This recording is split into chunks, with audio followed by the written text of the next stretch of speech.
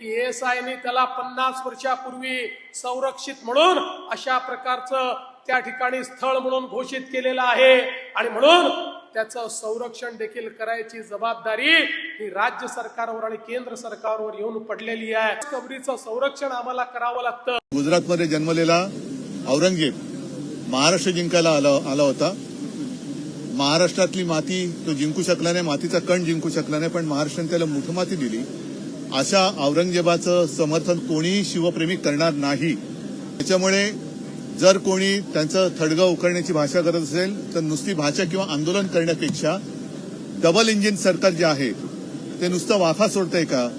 कारण मुख्यमंत्र्यांनी ही कबर उखडण्यामध्ये असमर्थता दाखवलेली आहे आणि त्याला केंद्राचं संरक्षण आहे. म्हणजे केंद्र सरकार औरंगजेबाच्या थडग्याला संरक्षण देणार असेल तर मग केंद्र सरकारला विचारलं पाहिजे किंवा भारतीय जनता पक्षाला आम्ही विचारतोय, तो औरंगजेब तुमचा कोण लागतो? तुम्ही सरकारकडे जा, मोदींकडे जा आणि मोदींना म्हणा की गुजरातमध्ये जन्माला आलेला औरंगजेब जो महाराष्ट्राने त्याला मुठमाती दिली ती कबर तुम्ही उद्ध्वस्त करा आणि तो जेव्हा सोहळा कराल तेव्हा चंद्राबाबू आणि नितीश कुमारला प्रमुख पाहुणे म्हणून बोलवा. आहे सोपा विषय आहे.